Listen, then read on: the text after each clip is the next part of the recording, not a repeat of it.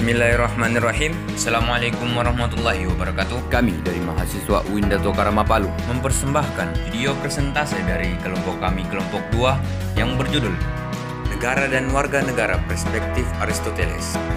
Sebelumnya, video ini dibuat untuk memenuhi tugas dari mata kuliah kewarganegaraan dengan dosen pengampu Ibu Rizka Fadila Nur, SPD MPD. Sebelum lanjut ke video, izinkan kami memperkenalkan diri terlebih dahulu. Yang pertama ada saya sendiri, Zain Munawar, dengan NIM 211030041. Berikutnya ada Munzirul Sahid dengan NIM 211030045. Husain Muhammad NIM 211030046. Dinda Rahmadani NIM 211030047. Suci Ramadhani NIM 211030051. Dan Nur Aminah NIM 211030048. Selanjutnya, kami dari kelompok 2 mengucapkan selamat menyaksikan video kami. Pada zaman Yunani klasik, polis diartikan sebagai negara kota. Polis merupakan sarana kehidupan bagi orang Yunani. Polis adalah instansi alamiah yang ada secara organis di mana makhluk hidup lainnya dipengaruhi oleh hukum alam. Karena itu, negara memerlukan ruang hidup yang tumbuh dan berkembang secara dinamik. Raganya adalah negara, jiwanya adalah masyarakat sebagai elemen pembentuk adanya negara. Istilah polis, politis, dan politis menjadi kata-kata kunci atau dikenal sebagai bagian dari Aristoteles term yang nantinya diterjemahkan sebagai state, citizen, dan constitution. Ketiga istilah tersebut tidak bisa dipisahkan, dan untuk memahami satu hal, maka yang lain juga harus dipahami pula. Aristoteles mendefinisikan negara atau polis sebagai kumpulan masyarakat, dan setiap masyarakat dibentuk dengan tujuan demi kebaikan karena manusia senantiasa bertindak untuk mencapai sesuatu yang mereka anggap baik. Pemikiran Aristoteles tentang negara dipengaruhi oleh kedua pendahulunya, yakni Socrates dan Plato. Aristoteles setuju dengan pemikiran mereka yang menyatakan bahwa negara adalah kodrat alamiah. Sedangkan warga negara, menurut Aristoteles, adalah seluruh manusia yang menjadi komponen tubuh politik yang terdiri dari bagian-bagian untuk membentuk negara. Warga negara dalam konteks pemikiran Aristoteles di sini tidak termasuk mereka kaum petani dan mekanik. Aristoteles juga menekankan tentang hubungan negara dan warga negara sebagai partner untuk mewujudkan tujuan negara, yakni kebaikan bersama. Negara haruslah menjadi sarana perwujudan hidup baik setiap elemen masyarakat. Dalam perwujudan warga negara tidaklah menjadi elemen masyarakat yang hanya mengembangkan sikap individualitis, tapi harus menjadi partner negara yang sungguh menciptakan kesejahteraan bagi setiap masyarakat. Perkembangan pemikiran Aristoteles tak pernah lepas dari wilayah tempat ia berdomisili dan wilayah di mana dia menanam pengaruh pemikirannya melalui pengajaran di akademinya. Selain itu juga, pemikiran Aristoteles dipengaruhi dengan adanya situasi politik yang terjadi di wilayah tempat ia berdomisili. Aristoteles adalah seorang realis dan humanis. Dia menciptakan berbagai karyanya dengan berlatar belakang kehidupan manusia tanpa terlepas dari tempat keberadaan manusia itu sendiri. Untuk itu, Aristoteles mengatakan bahwa negara adalah kumpulan manusia yang dibentuk dengan tujuan demi kebaikan, karena manusia senantiasa bertindak menuju yang baik. Pada zaman Aristoteles terjadi perbedaan status sosial. Masyarakat pada itu dibagi menjadi kelas utama, yaitu budak, slaves, orang asing, Freud or metic, dan warga negara, citizens. Budak dan orang asing tidak dapat ikut ambil bagian dalam kehidupan politik. Status kewarganegaraan diperoleh karena ikatan darah dari masing-masing suku atau kelompok. Berkaitan dengan pembagian status sosial ini, Aristoteles mengakui dan menerimanya. Oleh karena itu, menurut Aristoteles, warga negara tidak mencakup semua anggota dari setiap kelas sosial. Hanya mereka yang memiliki kualitas penalaran yang diperlukan untuk membimbing kehidupannya ke arah kebijakan politik. Sedangkan para budak dan kaum metik tidak dimasukkan dalam kategori warga negara. Menurut Aristoteles, warga negara tidak meliputi kehidupan mekanik atau karena kehidupan seperti mereka adalah rendah dan berlawanan dengan kebajikan. Warga negara juga tidak termasuk petani karena waktu luang yang diperlukan dalam tugas-tugas politik. Menurut Aristoteles, politik adalah ilmu praktis. Tujuan politik bukanlah pengetahuan melainkan tindakan. Teori politik menaruh perhatian pada watak manusia atau dengan kata lain tindakan bebas atau sukarela manusia.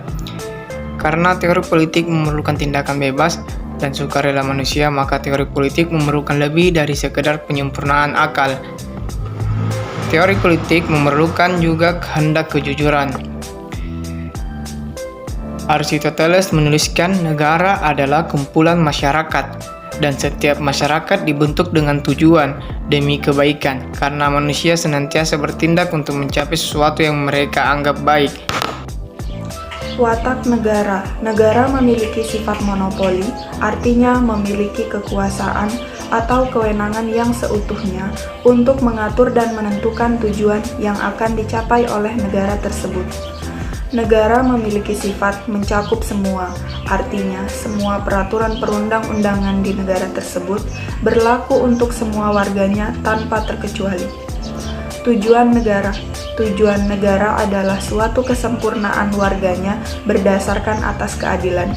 Keadilan memerintah harus menjelma di dalam negara dan hukum berfungsi memberi kepada setiap manusia apa sebenarnya yang berhak mereka terima.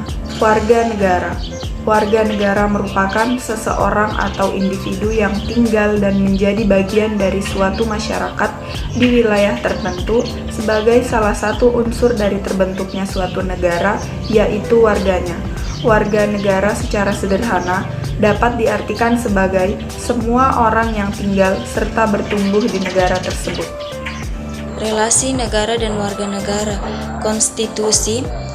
Menurut Aristoteles, konstitusi merupakan hal yang menunjukkan identitas suatu negara. Aristoteles mengatakan karena negara merupakan kumpulan berbagai elemen masyarakat dalam sebuah konstitusi, maka ketika konstitusi berubah dan diganti dengan konstitusi lainnya, maka negara juga ikut berubah. Semua negara memiliki konstitusi yang berbeda-beda dalam mengatur hidup dan kekuasaan dalam sebuah negara. Ada 3 bentuk konstitusi yang berlaku dalam suatu negara, yakni monarki, oligarki, dan demokrasi. Aristoteles memberikan pengertian dari masing-masing bentuk konstitusi ini. Monarki di mana kekuasaan dipegang oleh individu, yakni oleh kekuasaan raja. Oligarki adalah bentuk konstitusi di mana kekuasaan dipegang oleh orang-orang terpilih, dan demokrasi kekuasaan dipegang oleh semua warga negara, atau dengan kata lain warga negaralah yang memerintah. Namun sebuah konstitusi politik adalah hal yang berbeda dengan pelaksanaan konstitusi. Aturan hukum merupakan alat yang digunakan untuk menjamin bahwa tindakan politik didasarkan atas keinginan dan tujuan yang benar. Aturan hukum juga menjadi tempat pembentuk hubungan antara manusia agar menimbulkan keserasiannya yang harmonis sebagai anggota dalam negara. Aturan hukum senantiasa menjadi pengatur keadilan demi terwujudnya kebaikan bersama para penguasa, masyarakat politik, dan bagi negara secara keseluruhan. Baginya negara yang baik adalah negara yang diperintah oleh konstitusi dan berkedaulatan hukum, penyatuan unsur-unsur yang terbesar untuk memperbaiki negara seperti prinsip pelaksanaannya, lembaga-lembaganya, tradisi, dan kebiasaannya. Partisipasi politik. Kehidupan manusia tak dapat dipisahkan dengan kehidupan politik. Aristoteles mengatakan bahwa manusia adalah zoon politikon atau makhluk politik. Baginya, setiap warga negara haruslah berpartisipasi dalam kehidupan negara. Untuk itu, keterlibatan warga negara dalam proses pembentukan identitas kolektif haruslah menjadi kewajiban warga negara. Warga negara yang memiliki kesempatan untuk berpartisipasi dalam politik lewat mengambil bagian dalam memerintah dan diperintah. Kehidupan negara tak bisa dilepaspisahkan dengan kehidupan warganya, karena warga negara adalah elemen pembentuk suatu negara yang senantiasa menjamin kehidupan warganya, bukanlah memberikan hak tanpa batas bagi para penguasa yang cenderung salah dalam menjalankan tugasnya dalam negara. negara yang harus dipraktikkan. Dalam menentukan negara seperti apa yang terbaik dipraktikkan belum bisa dipastikan. Akan tetapi negara yang harus dipraktikkan menurutnya adalah negara yang selalu menjaga kestabilan. Kestabilan bukanlah milik orang kaya semata, tapi keseluruhan masyarakat, entah kelas yang kaya, menengah, maupun yang miskin. Kebijakan dalam menjaga kestabilan suatu negara bukanlah tergantung pada kepentingan kelas, tapi kebersamaan, baik itu kebijakan politik, ekonomi, maupun sosial. Warga negara yang memiliki kesetaraan hak dan berhak terlibat dalam kehidupan politik, karena pemerintahan ada di tangan warga negara. Meskipun ini amatlah abstrak dan begitu sulit untuk mewujudkannya, yang utama adalah setiap manusia memperoleh keadilan dan kebijakan negara sehingga dapat hidup sejahtera.